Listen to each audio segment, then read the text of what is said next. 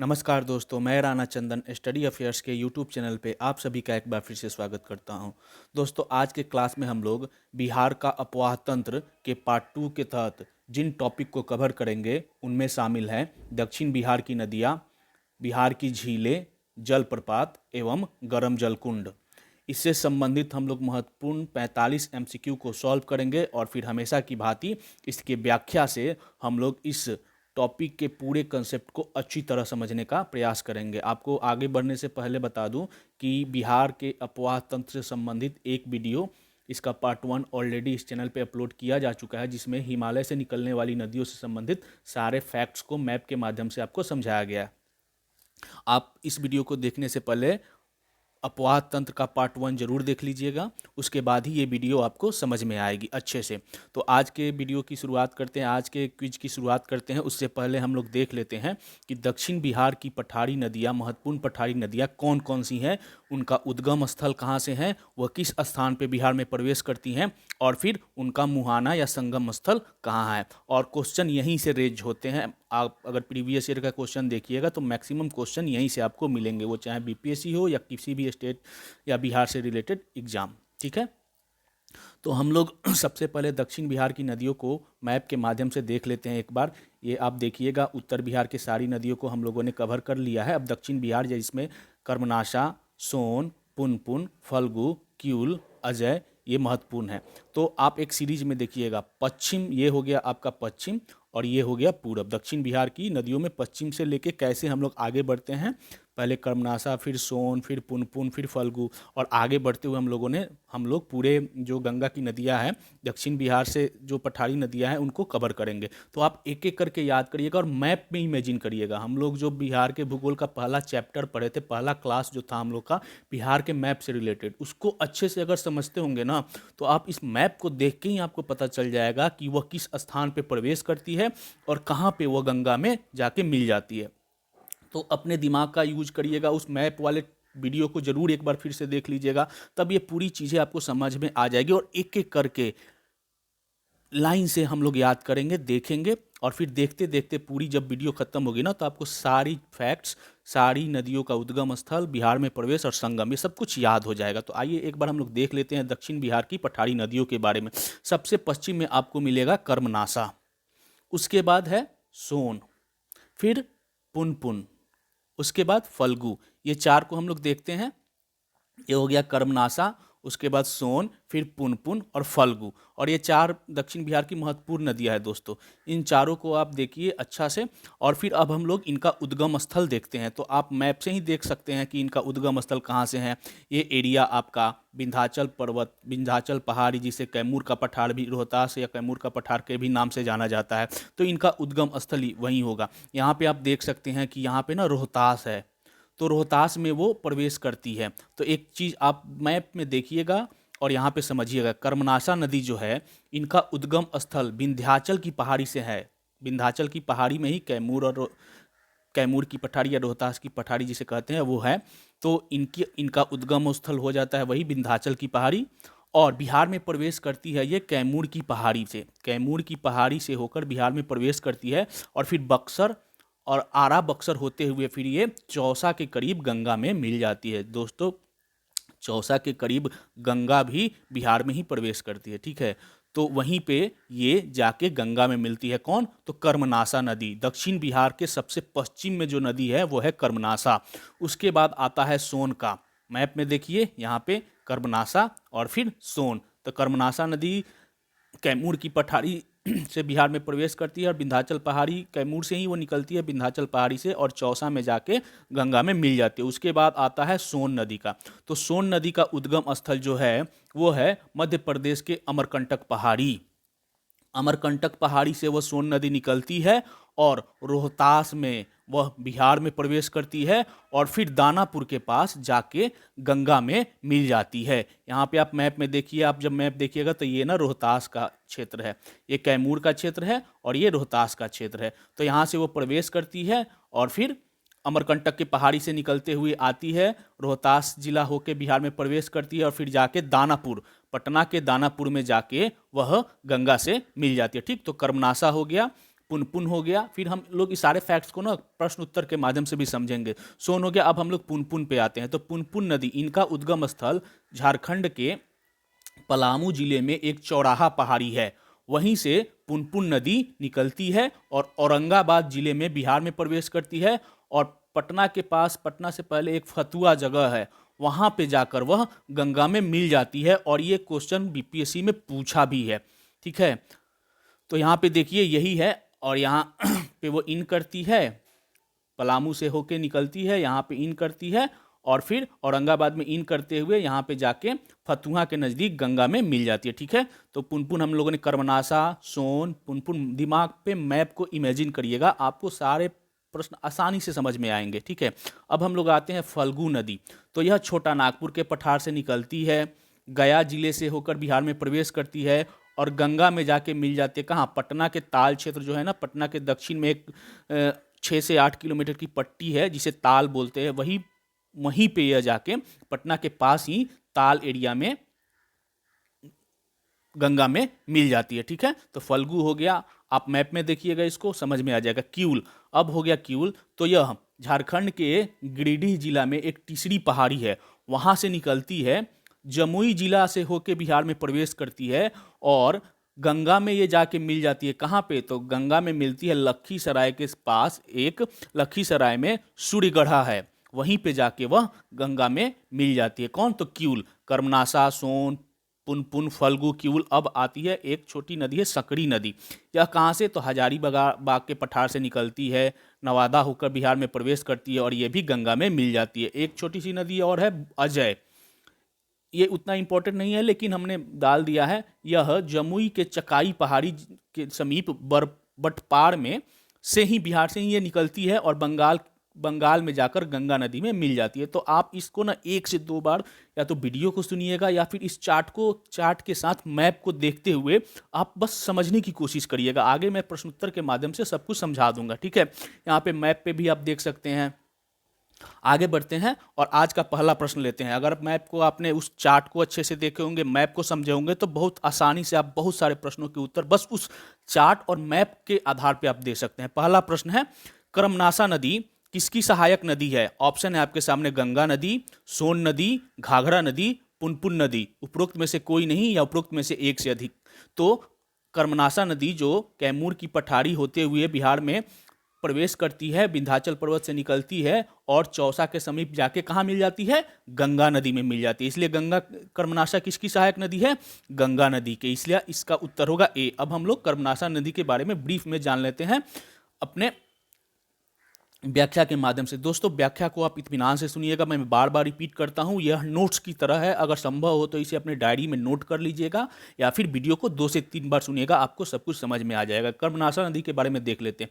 यह गंगा की एक सहायक नदी है। ठीक है, इसका उद्गम स्थल विंध्याचल की पहाड़ी, कैमूर की पहाड़ी से ही होता है तथा आरा एवं बक्सर से प्रवाहित होते हुए वह चौसा के समीप कहाँ मिल जाती है? गंगा के पास मिल जाती है। और इसको हम लोगों ने चार्ट के माध्यम, मैप के माध्यम से समझ लिया है।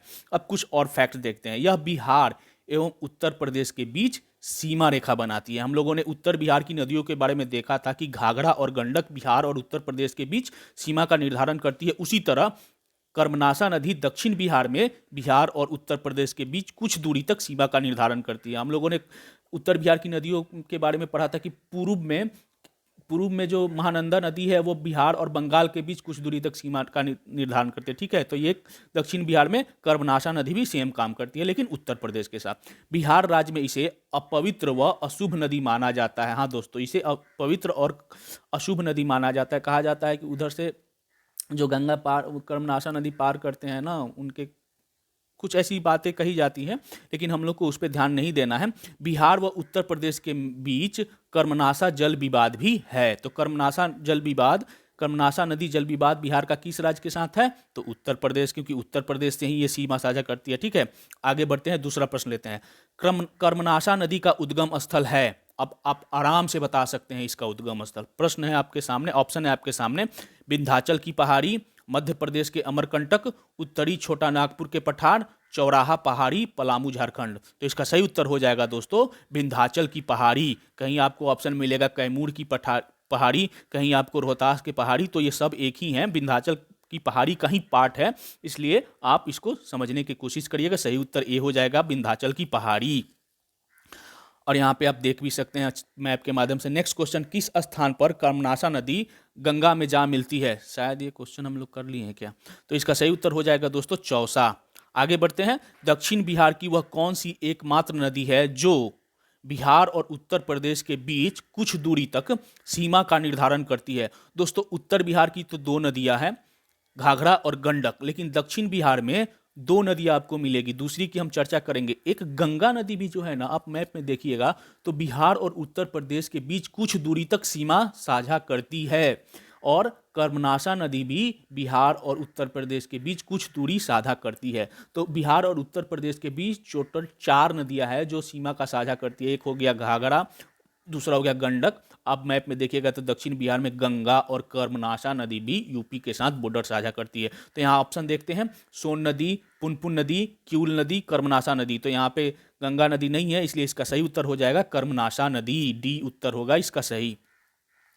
नेक्स्ट क्वेश्चन, दक्षिण बिहार के किस नदी को अशुभ नदी माना जाता है? तो अभी हम लोगों ने चर्चा भी की थी कर्मनाशा नदी को। नेक्स्ट क्वेश्चन, बिहार राज्य का किस पड़ोसी राज्य के साथ कर्मनाशा नदी जल विवाद है? तो झारखंड के साथ, उत्तर प्रदेश के साथ, पश्चिम बंगाल के साथ, मध्य प्रदेश के साथ। तो इसका सही उत्तर हो जाएगा दोस्तों उत्तर प्रदेश के साथ बिहार राज्य का कर्मनाशा नदी जल विवाद है। नेक्स्ट क्वेश्चन, आज का 7वां प्रश्न, दक्षिण बिहार की किस नदी को प्राचीन काल में हिरण्यवाह के नाम से भी जाना जाता था? ऑप्शन है आपके सामने, सोन, क्यूल, अजय, कर्मनाशा। तो अभी तक हम लोगों ने कर्मनाशा नदी के बारे में पढ़ा, ऐसा कोई पॉइंट आपने नहीं देखा था, इसलिए कर्मनाशा नदी तो नहीं होगी। अब उत्तर देखते हैं क्या है, तो सोन नदी है। सोन नदी को प्राचीन काल में हिरण्यवाह के नाम से जाना जाता था। अब हम लोग व्याख्या के माध्यम से समझेंगे सोन नदी के बारे में पूरा एकदम डिटेल में, और फिर चार्ट के माध्यम से भी देखेंगे। चार्ट तो हम लोगों ने ऑलरेडी याद कर लिया है, फिर भी व्याख्या देख लेते हैं, और व्याख्या को इत्मीनान से सुनिएगा। आगे के कई सारे प्रश्न और एग्जाम में आने वाले कई सारे प्रश्न सोन नदी से संबंधित यहाँ पे क्लियर होगा। उद्गम, तो सोन दक्षिण बिहार की प्रमुख नदी है। इसका उद्गम स्थल मध्य प्रदेश में मैकाले पर्वत के अमरकंटक पहाड़ी के अमरकंटक के निकट है। यहीं से नर्मदा नदी भी निकलती है। जहां से सोन निकलती है ना, वहीं से नर्मदा नदी भी निकलती है। आप जब भारत का भूगोल पढ़े होंगे तो आपको मिला भी होगा। प्राचीन काल में इसे हिरण्यवाह के नाम से भी जाना जाता था। यह रोहतास जिले में कैमूर के पठार के दक्षिण से बिहार के रोहतास में प्रवेश करती है। कैमूर के पठार के जो दक्षिण में रोहतास जिला है, वहीं से वह बिहार में प्रवेश करती है, और मैप के माध्यम से भी हम लोगों ने इसे देखा था और चार्ट में भी पढ़ा था। औरंगाबाद, भोजपुर तथा पटना जिले को सीमा बनाते हुए प्रवाहित होती है, तथा पटना के पहले दानापुर के समीप गंगा में मिल जाती है। दोस्तों इस नदी का जो मुहाना है ना गंगा नदी में मिलने का, वो पहले काफ़ी चौड़ा था, धीरे धीरे करके ना ये धीरे धीरे पटना के पश्चिम में भागते चली जा रही है इसका मुहाना, और बस वो एक नाली के रूप में, पतली नाली के रूप में बस इनका मुहाना हो गया है। तो दक्षिण बिहार की नदियाँ वैसे ही बरसाती नदियाँ है, लेकिन सोन नदी जो काफ़ी पहले उसका धारा प्रवाह काफ़ी बड़ा था। आप अगर दानापुर जाते होंगे तो एक नली की भांति बस यह रह गई है मुहाने के तौर पर दानापुर में जहाँ वो मिलती है। कभी पटना में मिलने वाला इसका संगम निरंतर पश्चिम की ओर खिसकता जा रहा है। गंगा के दक्षिणी सहायक नदियों में इसकी लंबाई सबसे अधिक है। किसकी? सोन की। गोपद, कनहर, उत्तरी कोयल तथा रिहंद इसकी सहायक नदियां हैं। इनकी सहायक नदी कौन कौन सी है? गोपद, कनहर, उत्तरी कोयल तथा रिहंद किसकी? सोन नदी की। अब हम लोग इस चार्ट में देखते हैं। सोन नदी कर्मनाशा नदी का तो हो गया। अब सोन नदी अमरकंटक मध्य प्रदेश से रोहतास जिला से होकर कैमूर पहाड़ी के दक्षिण से पूर्वी भाग से रोहतास में प्रवेश करती है और दानापुर के समीप गंगा में जाके मिल जाती है। कर्मनाशा नदी हो गया, सोन नदी हो गया। अब हम लोग फैक्ट्स देखते हैं क्वेश्चन के माध्यम से। दक्षिण बिहार की प्रमुख नदी सोन नदी का उद्गम स्थल है। ऑप्शन है आपके सामने, छोटा नागपुर पठार, अमरकंटक पहाड़ी, विंध्यन पहाड़ी, जमुई। तो इसका सही उत्तर हो जाएगा दोस्तों अमरकंटक। और विंध्यन पहाड़ी किसका है उद्गम स्थल? तो कर्मनाशा नदी का। आगे बढ़ते हैं, अगला प्रश्न लेते हैं। सोन नदी किस जिले से होकर बिहार में प्रवेश करती है? रोहतास, कैमूर, औरंगाबाद, गया। तो सोन नदी रोहतास जिला से होकर बिहार में प्रवेश करती है। यहाँ पे आप देख भी सकते हैं, ये सोन नदी है और ये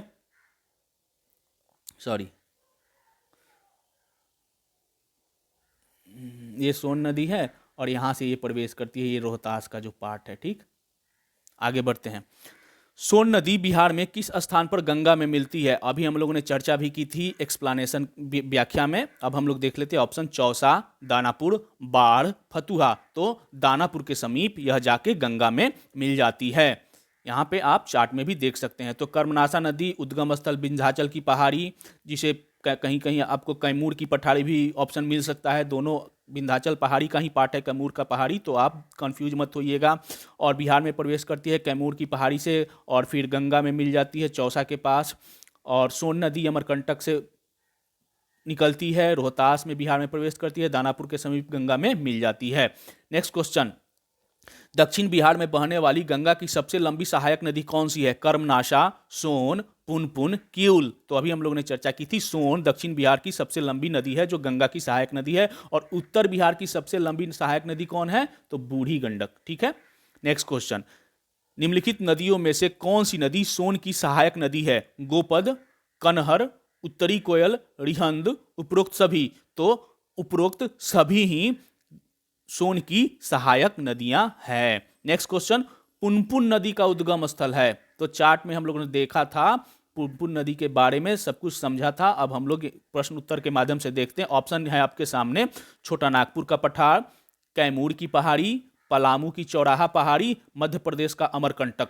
तो मध्य प्रदेश के अमरकंटक से सोन निकलती है। ठीक है, कैमूर की पहाड़ी से कर्मनाशा, बचता है अब छोटा नागपुर का पठार या पलामू की चौराहा पहाड़ी। तो इसका सही उत्तर हो जाएगा दोस्तों पलामू की चौराहा पहाड़ी, जो झारखंड में है। अब व्याख्या में एक बार देख लेते हैं पुनपुन नदी के बारे में। यह झारखंड के पलामू जिले के चौराहा पहाड़ी से निकलने वाली एक मौसमी नदी है। दक्षिण बिहार की अधिकतर नदियां मौसमी नदी है, जो उत्तर पूर्व की दिशा में बहते हुई बिहार के औरंगाबाद जिले में प्रवेश करती है। दोस्तों कैमूर के पठारी में प्रवेश करती थी कौन, से होकर निकलती थी कौन? कर्मनाशा।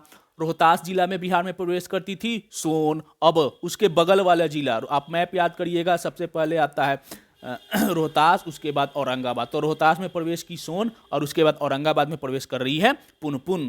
क्रम भी यही है, कर्मनाशा पश्चिम में, सबसे पश्चिम में, उसके बाद सोन, उसके बाद पुनपुन। तो औरंगाबाद में प्रवेश करती है तथा अरवल से प्रवाहित होते हुए फतुहा के निकट गंगा नदी में आकर मिल जाती है। फल्गु नदी की तरह इसमें भी लोग पूर्वजों की आत्मा शांति हेतु दान पिंड करते हैं। आप आगे फल्गु नदी के बारे में पढ़िएगा, हर साल वहाँ पे गया में देखते होंगे पिंडदान का मेला लगता है, हमेशा वहाँ चलते रहता है, तो पितृपक्ष में खासकर। तो उसी तरह पुनपुन नदी में भी वैसे दान आदि की जाती है। ठीक है, नेक्स्ट क्वेश्चन हम लोग आगे बढ़ते हैं। यहाँ पे चार्ट में देख सकते हैं, मैप में देख सकते हैं कि पुनपुन नदी है यहाँ पे औरंगाबाद में प्रवेश करती है। नेक्स्ट क्वेश्चन, यहाँ आप एक बार फिर से चार्ट देख लेते हैं। पुनपुन नदी चौराहा पहाड़ी, पलामू झारखंड, औरंगाबाद के होकर बिहार में प्रवेश करती है, गंगा के में मिल जाती है कहाँ पे? फतुहा में। नेक्स्ट क्वेश्चन, पुनपुन नदी किस स्थान पर बिहार में प्रवेश करती है? तो औरंगाबाद में, रोहतास में, बक्सर में, भागलपुर में। तो सही उत्तर हो जाएगा दोस्तों औरंगाबाद में। और सोन नदी प्रवेश करती है रोहतास में। नेक्स्ट क्वेश्चन, निम्नलिखित में से कौन सी नदी फतुहा के समीप गंगा में मिलती है? सोन, पुनपुन, सकड़ी, बालन। दोस्तों एक बार चार्ट और मैप से हम लोगों ने शुरू में समझ लिया, उसके बाद आपको ये सारे क्वेश्चन काफ़ी इजी लग रहे होंगे। वैसे ऐसे में ये सब कुछ बड़ा टफ है, लेकिन मेरा तरीका, मैं कोशिश करता हूँ आपको हर कठिन से कठिन चीज़ भी इतनी आसानी से पेश करूँ और इतनी बार पेश करूँ कि वो आपको हल्का हो जाए। मेरा प्रयास यही है। नेक्स्ट, इसका सही उत्तर हो जाएगा दोस्तों फतुहा के समीप पुनपुन मिलती है। नेक्स्ट क्वेश्चन, और यहाँ पे आप चार्ट में भी देख सकते हैं। नेक्स्ट क्वेश्चन, फल्गु नदी की ही तरह दक्षिण बिहार की और किस नदी में लोग अपने पूर्वजों की आत्मा के शांति हेतु दान पिंड आदि करते हैं? कर्मनाशा नदी, सोन नदी, पुनपुन नदी, किऊल नदी। तो सही उत्तर है दोस्तों पुनपुन नदी। नेक्स्ट क्वेश्चन, फल्गु नदी का उद्गम स्थल है, शायद क्वेश्चन फल्गु, हाँ। नेक्स्ट क्वेश्चन, फल्गु नदी का उद्गम स्थल है विंध्याचल की पहाड़ी, पलामू के चौराहा पहाड़ी, मध्य प्रदेश का अमरकंटक, छोटा नागपुर का पठार। अब देखिए ऑप्शन भी हम आपको ऐसे लाए हैं कि यहाँ पे बहुत सारे क्वेश्चन को रिपीट कर दूंगा। विंध्याचल की पहाड़ी से कौन नदी निकलती है? कर्मनाशा नदी। पलामू के चौराहा पहाड़ी से कौन नदी निकलती है? पुनपुन नदी। मध्य प्रदेश के अमरकंटक से कौन नदी निकलती है? सोन नदी, तो छोटा नागपुर के पठार से निकलती है फल्गु नदी, और इसका उत्तर भी होगा ऑप्शन डी, फल्गु नदी छोटा नागपुर के पठार से निकलती है। हम लोग यहाँ पे रिवाइज भी कर लिए और आगे भी बढ़ रहे हैं। अब फल्गु नदी के बारे में व्याख्या से देख लेते हैं। यह एक मौसमी नदी है जो छोटा नागपुर के पठार से निकलती है तथा गया जिले से होकर, यह कहाँ से प्रवेश करती है? गया जिले में। आप नीचे में मैप देखिएगा तो सबसे पश्चिम में हो गया आपको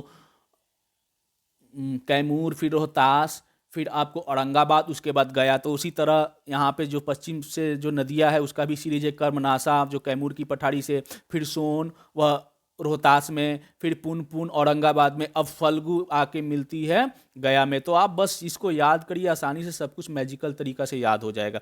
इस नदी की मुख्य धारा निरंजना कहलाती है। पहले यह निरंजना है, और जब यह गया के समीप मोहना नदी से मिलती है ना, मोहना फल्गु की सहायक नदी है, वहां पे जब ये दोनों मिलती है तो इनकी धारा तीव्र हो जाती है और वहां से इसको नाम दिया जाता है फल्गु, और वहां से यह नदी फल्गु के नाम से जानी जाती है। प्रारंभ में यह निरंजना नदी से होकर आके गया में प्रवेश करती है और गया में ही इनसे मोहना नदी सहायक नदी मिलती है, फिर इनकी धारा तीव्र हो जाती है और वहां से यह फल्गु के नाम से जानी जाती है। गया में फल्गु नदी के किनारे लोग अपने पूर्वजों की आत्मा शांति के लिए दान पिंड करते हैं। लोकायन इसकी सहायक नदी है। लोकायन किसकी सहायक नदी है? फल्गु की। और फल्गु की तरह पुनपुन में भी दान पिंड लोग करते हैं। ठीक है, इसको समझिए, रिपीट करिए, क्वेश्चन के माध्यम से आपको सब कुछ याद हो जाएगा। यहाँ पे चार्ट भी देखिए, फल्गु नदी छोटा नागपुर का पठार गया में प्रवेश करती है और पटना के ताल क्षेत्र में, पटना के ताल क्षेत्र में यह गंगा में जाके मिल जाती है। पटना जिला में ही पड़ता है, बाढ़िया मोकामा, उसी के बीच में यह मिलती है। ठीक है, आगे बढ़ते हैं। फल्गु नदी किस क्षेत्र से होकर बिहार में प्रवेश करती है? ऑप्शन है आपके सामने, गया, नवादा, औरंगाबाद, जमुई। तो इसका सही उत्तर हो जाएगा दोस्तों गया। नीचे के आप राज्य जिला जो याद होगा ना, तो सीरीज वाइज जैसे नदी है वैसे ही आपके प्रवेश करने का जिला भी है। नेक्स्ट क्वेश्चन, फल्गु नदी की मुख्य धारा कहलाती है पुनपुन, निरंजना, ऋजुपालिका, लोकायन। तो इसकी मुख्य धारा का नाम है निरंजना। और जब गया में यह मोहना नदी से मिलती है, मोहना नदी इसकी फल्गु की सहायक नदी है, वहां से जब मिलती है तब इसको फल्गु नाम दिया जाता है, दिया गया। नेक्स्ट क्वेश्चन, यहाँ पे आप देखिए इस मैप के माध्यम से, ये है निरंजना नदी और ये गया में प्रवेश की, अभी तक निरंजना है। इधर से मोहना नदी आके गया में जब इनसे मिलती है तो यहाँ से ये दोनों की धारा मिलके क्या हो जाती है? फल्गु। ठीक है, गया में। आगे बढ़ते हैं, अगला प्रश्न लेते हैं। निरंजना नदी बोध गया के समीप किस नदी से मिलने के बाद फल्गु नदी के नाम से जानी जाती है? तो नो डाउट मोहना नदी। आगे बढ़ते हैं, अगला प्रश्न लेते हैं। फल्गु नदी बिहार में किस स्थान पर गंगा से मिलती है? फल्गु नदी बिहार में किस स्थान पर गंगा से मिलती है? तो ताल क्षेत्र, पटना के जो दक्षिण में जो ताल क्षेत्र है उसी में यह गंगा में जाके मिल जाती है। ऑप्शन सी इसका सही उत्तर होगा। नेक्स्ट क्वेश्चन, बिहार के दक्षिण में प्रसिद्ध किस नदी के किनारे लोग अपने पूर्वजों की आत्मा के शांति हेतु दान पिंड करते हैं? तो ऑप्शन है उसका कर्मनासा, सोन, पुनपुन, फल्गु। यहाँ पे मेरे से गलती से आंसर कर्मनासा हो गया है, फल्गु हो गया है, लेकिन जब पुनपुन आ गया है ना तो ये दोनों होगा। मुख्य रूप से फल्गु, लेकिन पुनपुन में दान पिंड भी की जाती है, इसलिए उसको भी यहाँ पे शामिल किया जाना था, मेरे से गलती होगी, इसलिए इसका उत्तर हो जाएगा ई, क्योंकि पुनपुन में भी दान पिंड लोग करते हैं आत्मा की शांति, है फल्गु में ज़्यादा स्तर पर, बृहद स्तर पर की जाती है। ठीक है, तो इसको आप लोग करेक्ट कर लिए। अगर पुनपुन नहीं होती तो फल्गु सही है, लेकिन यहाँ पे पुनपुन है, इसलिए इसका उत्तर ई हो जाएगा, यानी उपरोक्त में से एक से अधिक, पुनपुन और फल्गु दोनों। ठीक है, आप इसको समझिएगा।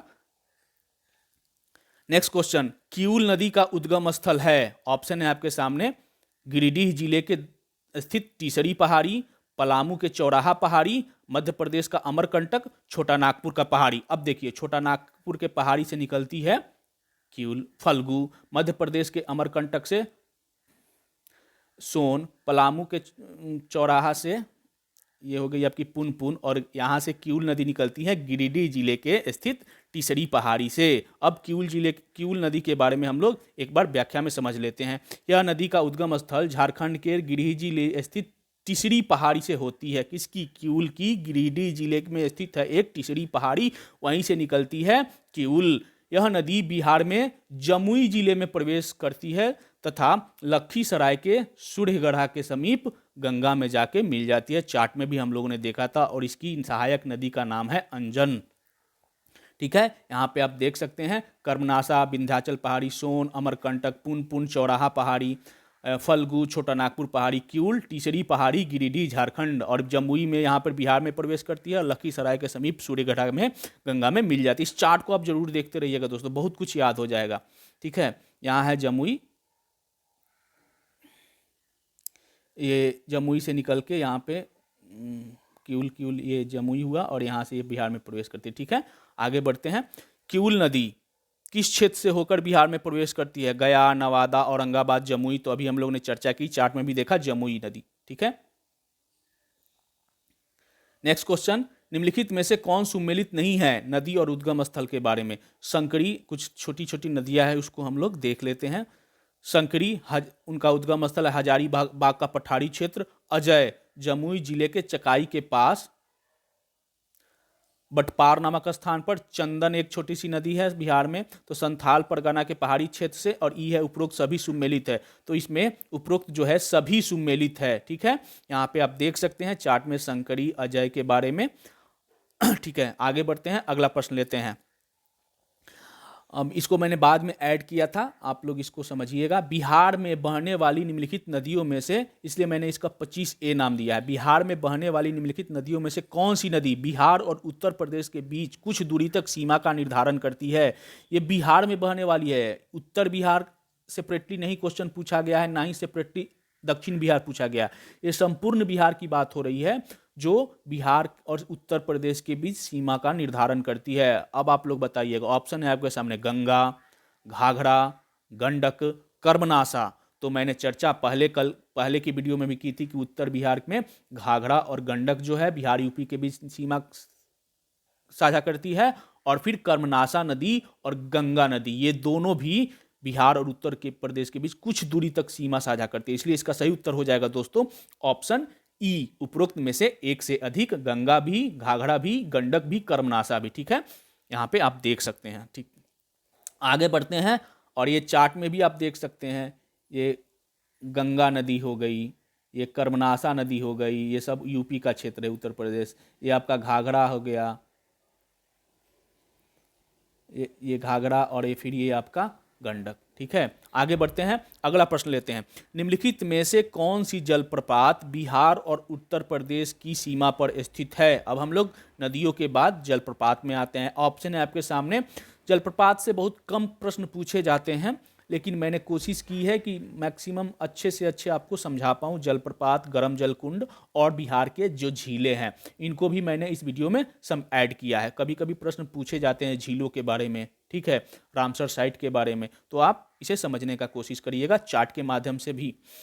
तो निम्नलिखित में से कौन सी जलप्रपात बिहार और उत्तर प्रदेश की सीमा पर स्थित है? सुखलदरी जलप्रपात, परासडीह जलप्रपात, तमासीन जलप्रपात, ककोलत जलप्रपात। उपरोक्त में से कोई नहीं, उपरोक्त में से एक से अधिक। तो इसका सही उत्तर हो जाएगा दोस्तों सुखलदरी जलप्रपात, बिहार और उत्तर प्रदेश की सीमा पर स्थित है। यहाँ पे सुखलदरी, यह जलप्रपात उत्तर प्रदेश और बिहार की सीमा पर स्थित है। यहाँ पर कन्हर नदी लगभग 100 फीट ऊंचाई से गिरती है और इस जलप्रपात का निर्माण करती है। तो किस नदी से यह जलप्रपात बनता है? कन्हर नदी से। ये छोटी छोटी नदियां हैं। परासडीह जलप्रपात, परासडीह गांव के निकट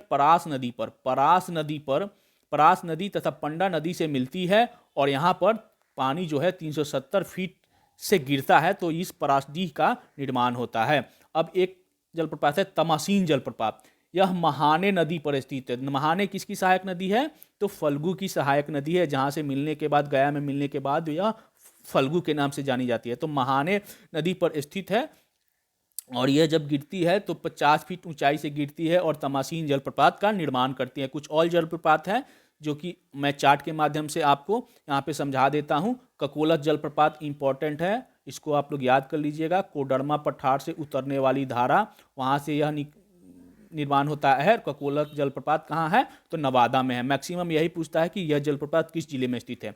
सुखलदरी जलप्रपात कहाँ है? तो रोहतास जिले में है। धुआं कुआं जलप्रपात कहाँ है? तो रोहतास में ही है।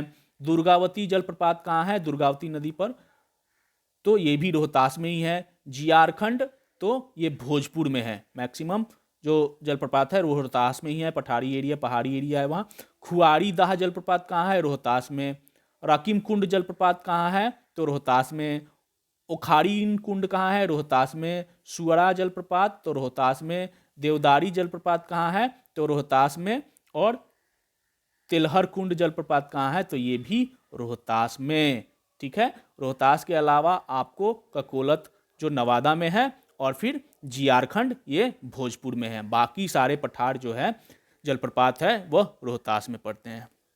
अब एक आध का इंपॉर्टेंट जलप्रपात के बारे में हम लोग चर्चा कर लेते हैं प्रश्न उत्तर के माध्यम से। ककोलत जलप्रपात बिहार के किस जिले में स्थित है? गया में, नवादा में, रोहतास में, कैमूर में। तो यह ककोलत जलप्रपात नवादा जिले में स्थित है, काफी फेमस है, यहाँ पे लोग छुट्टियां मनाने के लिए जाते हैं। तमासीन जलप्रपात किस नदी की धार से बनी है? महाने नदी, चंदन नदी, अजय नदी, क्यूल नदी। तो महाने नदी की धार से बनी है कौन? तमासीन जलप्रपात। नेक्स्ट क्वेश्चन, सुखलदरी जलप्रपात किस नदी की धारा से बनी है? चंदन नदी से, कन्हार नदी से, परास नदी से, महाने नदी से। तो सुखलदरी कन्हार नदी के की धारा से बनी है सुखलदरी जलप्रपात। ठीक है, और यहाँ चार्ट के माध्यम से भी आप समझ सकते हैं। दुर्गावती जलप्रपात बिहार के किस जिले में स्थित है? रोहतास, कैमूर, गया, औरंगाबाद। तो रोहतास मैक्सिमम जो भोजपुर और नवादा में एक एक जलप्रपात है, उसके अलावा जुआरखंड और ककोलत को छोड़कर बाकी सारे जो जलप्रपात है वो रोहतास जिले से ही संबंधित है। यहाँ पे आप देख भी सकते हैं। नेक्स्ट क्वेश्चन, बिहार के जलप्रपात और उसके जिलों के संबंध में निम्नलिखित में से कौन सुमेलित नहीं है? धुआरकुंड रोहतास, ककोलत नवादा, जियारखंड भोजपुर। उपरोक्त सभी सम्मिलित है? तो हाँ, उपरोक्त सभी सम्मिलित है। आगे बढ़ते हैं, अगला प्रश्न लेते हैं। निम्नलिखित में से कौन सा जलप्रपात रोहतास जिले में नहीं है? मैक्सिमम तो वही है, लेकिन मैंने बोला था दो चीज़ों को याद करने के लिए। देवदारी जलप्रपात, ओखारीन कुंड जलप्रपात, दुर्गावती जलप्रपात और ककोलत जलप्रपात। इनमें से कौन जो है जो रोहतास जिले में नहीं पड़ता है? तो ककोलत जलप्रपात नवादा में है, ना कि रोहतास में। और यहाँ पे आप चार्ट में देख भी सकते हैं। अगला प्रश्न लेते हैं। बिहार की नदियाँ जैसे गंडक, बूढ़ी गंडक, बागमती आदि के मार्ग परिवर्तन से कई झीलों का निर्माण इन्होंने कई झीलों का निर्माण किया है। स्थानीय भाषा में इसे क्या कहा जाता है? जो बिहार में जो झील है उसे स्थानीय भाषा में क्या कहा जाता है? तो आप अगर बिहार के भूगोल से संबंधित पिछला वीडियो देखे होंगे तो मैंने इन सब की चर्चा की है। जहाँ पे उत्तर बिहार में जहाँ पे पानी इकट्ठा रहता है एक छोटे तालाब की या झील की तरह, उसे चौर और मन कहते हैं। और ऐसी ही जो श्रेणी है इस प्रकार की निम्न तल में जो पानी एकत्रित रह जाती है बाढ़ के समाप्ति के बाद, वह कहलाता है ताल। तो इन मन, चौर, ताल ये सभी झील का ही रूप है। स्थानीय भाषा में इसे कहीं उत्तर बिहार में चौर और मन कहा जाता है और दक्षिण बिहार में ताल कहा जाता है। इसलिए ये सभी उपरोक्त सभी सही है। नेक्स्ट क्वेश्चन, यहाँ पे आप देख सकते हैं। बिहार के झील सामान्यतः स्थल से गिरे जलीय भाग को झील की संज्ञा दी जाती है। उत्तर बिहार की नदियों जैसे बूढ़ी, गंडक, बागमती आदि में मार्ग परिवर्तन से कई झीलों का निर्माण हुआ है, जिसे स्थानीय भाषा में चौर या मन कहा जाता है, जबकि दक्षिण बिहार में ऐसी झीलें को ताल कहा जाता है। ठीक है, आप लोगों को ये सब चीज़ पहले से मैंने ऑलरेडी वीडियो में बता दिया है, तो आपको समझ में चौर, ताल, मन ये सब क्या है समझ में आसानी होनी चाहिए। अब हम लोग बिहार में विद्यमान प्रमुख झीलों के बारे में देख लेते हैं। ठीक है, कांवड़ झील ये कहाँ है? तो यह मंझौल जो है स्थान वो बेगूसराय में पड़ता है। कांवड़ झील, इसकी विशेषता क्या है? तो ये एशिया का सबसे बड़ा गोखुर झील है। कौन? बिहार के बेगूसराय में स्थित कांवड़ झील एशिया का सबसे बड़ा गोखुर झील है और राष्ट्रीय आर्द्र भूमि संरक्षण कार्यक्रम के अंतर्गत इसे संरक्षित किया गया है। और राष्ट्रीय आर्द्र भूमि संरक्षण कार्यक्रम के अंतर्गत बिहार की 3 झीलों को संरक्षित किया गया है। कौन कौन? कांवर, कुशेश्वर और बारिल झील। और कांवड़ झील की एक और विशेषता है कि भारत के टोटल 49 वर्तमान में 49 रामसर साइट है और उसमें बिहार का एकमात्र रामसर साइट है कांवड़ झील। भारत के टोटल 49 रामसर साइट स्थल है और उसमें बिहार का एकमात्र झील जो है कांवड़ झील उसमें सूचीबद्ध है। ठीक है, तो कांवड़ की यह विशेषता है। एशिया का सबसे बड़ा गोखुर झील बेगूसराय में स्थित कांवड़ झील, और यह राष्ट्रीय आर्द्र भूमि संरक्षण कार्यक्रम के अंतर्गत भी संरक्षित है। इसके तहत बिहार के 3 झीलें संरक्षित है। कौन कौन? कांवड़, कुशेश्वर और बारिला झील। लेकिन जो कांवड़ झील है इसे एक और जगह सूचीबद्ध किया गया है, भारत के रामसर स्थलों की सूची में भी सूचीबद्ध किया गया है, जो बिहार का एकमात्र रामसर साइट है। और टोटल भारत में 49 रामसर साइट है। ठीक है, दूसरा है झील के बारे में हम लोग चर्चा कर ले तो दूसरा है कुशेश्वर स्थान झील। यह दरभंगा में पड़ता है और राष्ट्रीय आर्द्र भूमि संरक्षण कार्यक्रम के अंतर्गत इसे भी संरक्षित किया गया है। तो राष्ट्रीय आर्द्र भूमि संरक्षण कार्यक्रम के अंतर्गत बिहार के 3 झीलों को संरक्षित किया गया है, बेगूसराय के कांवड़ झील, दरभंगा का कुशेश्वर स्थान झील और वैशाली जिले का बारिल्ला झील। ठीक है, लेकिन रामसर साइट कांवड़ झील को ही सूचीबद्ध किया गया है। सिमरी बख्तियारपुर झील ये कहाँ है? सहरसा में है। गोगाभील झील ये कहाँ है? कटिहार में है। अनुपम झील ये कहाँ है? कैमूर में है। 1 से 2 बार इसको रिपीट करिएगा। कांवड़ झील बेगूसराय, कुशेश्वर स्थान दरभंगा। मैप में जाइएगा, मैप को देखिएगा, वहां पे इमेजिन करिएगा कुशेश्वर झील, आपको पता याद हो जाएगा। बारिल्ला झील वैशाली, बारिल्ला वैशाली। सिमरी बख्तियार तो सहरसा, गोगाभील कटिहार, अनुपम कैमूर। ठीक है, आगे बढ़ते हैं, अगला प्रश्न लेते हैं। कांवड़ झील बिहार के किस जिले में स्थित है? बेगूसराय, दरभंगा, वैशाली, सहरसा। तो इसका सही उत्तर है दोस्तों बेगूसराय, कांवड़ झील बिहार के बेगूसराय जिले में स्थित है। बिहार का एकमात्र रामसर साइट कौन सा है? तो अभी हम लोगों ने चर्चा किया, कांवड़ बेगूसराय में स्थित कांवड़ झील बिहार का एकमात्र रामसर साइट है और वर्तमान में भारत में कुल 49 रामसर साइट है। कुशेश्वर स्थान झील बिहार के किस जिले में है? तो कुशेश्वर स्थान झील बिहार के दरभंगा जिले में है। बेगूसराय में कांवड़ झील और दरभंगा में कुशेश्वर स्थान झील। ठीक है, आगे बढ़ते हैं, अगला प्रश्न। बारिल्ला झील बिहार के किस जिले में? तो व से बारिल्ला, व से वैशाली। तो वैशाली में बारिल्ला झील स्थित है। बेगूसराय में कांवड़ झील, दरभंगा में कुशेश्वर स्थान झील और वैशाली में बारिल्ला झील। नेक्स्ट क्वेश्चन, बिहार में स्थित निम्नलिखित झीलों में से कौन सा या कौन से झील राष्ट्रीय आर्द्र भूमि संरक्षण कार्यक्रम के अंतर्गत संरक्षित है?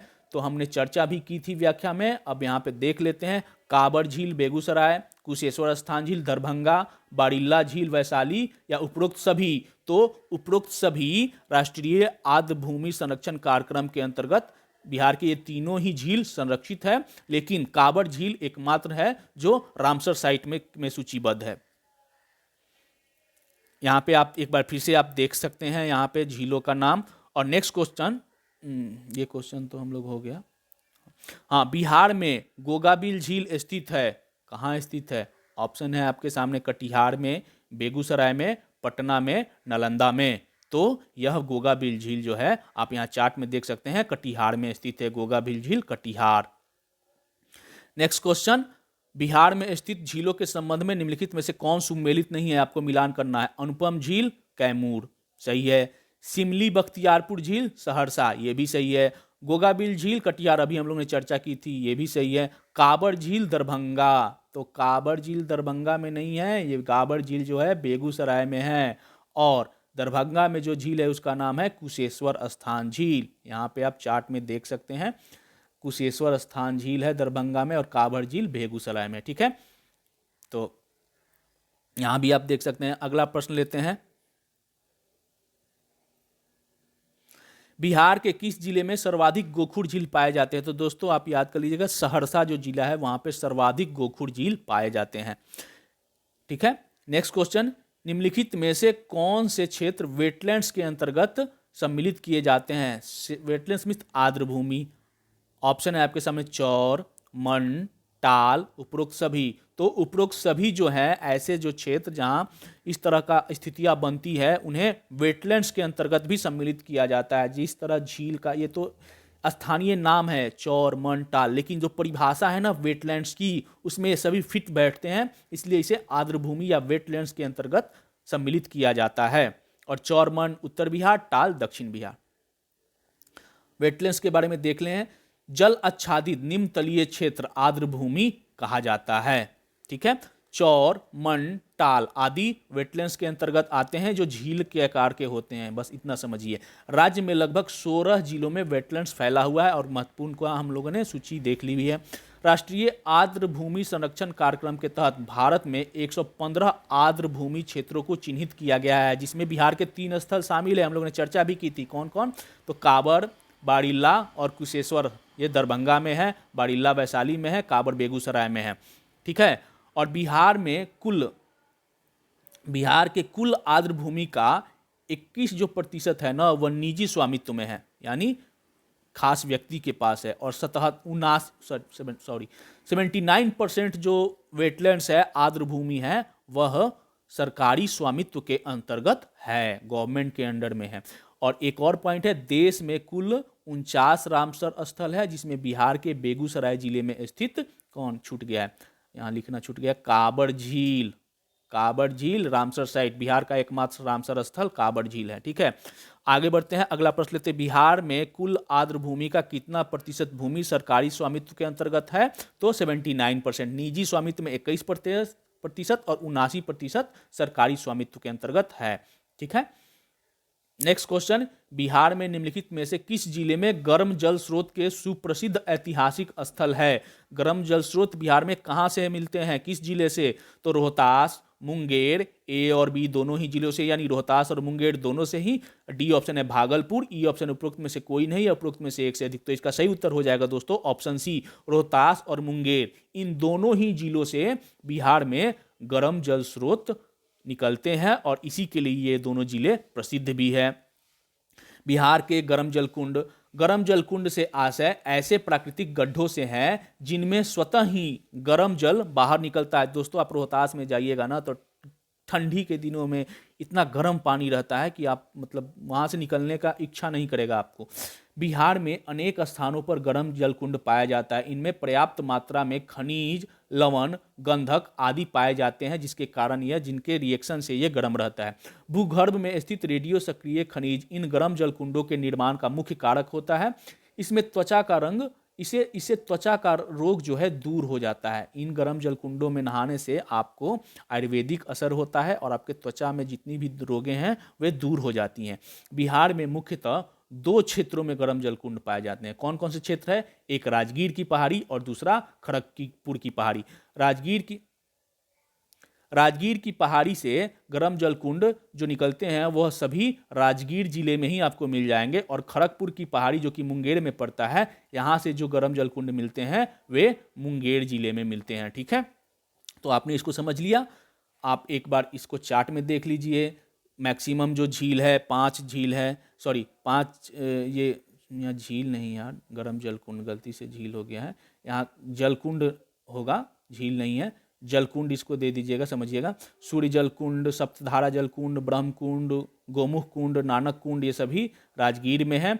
एक अग्नि कुंड है, अग्नि कुंड, यह गया में है। गया में एकमात्र जलकुंड है जो अग्नि कुंड के नाम से जाने जाते हैं। बाकी सारे भी जो गर्म जल कुंड है, झील नहीं, गलती से यहाँ झील हो गया, इसे गर्म जल कुंड बोलिएगा, ये सब कहाँ पे है? मुंगेर में। कौन कौन? ऋषि कुंड, जन्म कुंड, भांद कुंड, रामेश्वर कुंड, सीता कुंड, लक्ष्मण कुंड, भरीर कुंड, पंचर कुंड, सिंगार ऋषि कुंड, ये सभी कहाँ पे है? तो मुंगेर में। 2 स्थान में, राजगीर पहाड़ी से निकलने वाले गर्म जल कुंड राजगीर में, और खड़गपुर पहाड़ी से निकलने वाले गर्म जल कुंड मुंगेर में। आप इसको देखिएगा, महत्वपूर्ण जो होगा एक आध बार देखिएगा, याद हो जाएगा। निम्नलिखित गर्म जल स्रोतों में से कौन सा जल स्रोत राजगीर में है? सप्तधारा, ब्रह्मकुंड, सूर्यकुंड, गोमुख कुंड, उपरोक्त सभी। तो उपरोक्त सभी जो है वो राजगीर के गर्म जल कुंड से संबंधित है। ठीक है, आज का अंतिम प्रश्न, राजगीर के ब्रह्मकुंड का औसत तापमान कितना है? 40 degree Celsius, 78 degree Celsius, 87 degree Celsius, 60 degree Celsius. तो राजगीर में जो गर्म जल कुंड है उसमें सबसे गर्म होता है ब्रह्मकुंड, और जिसका औसत तापमान 87 डिग्री सेल्सियस होता है। इसी से आप अंदाजा लगा सकते हैं कितनी गर्म जलधारा वहां से निकलती है। तो दोस्तों आज का जो बिहार का अपवाह तंत्र का पार्ट 2 था यहीं पे समाप्त होता है।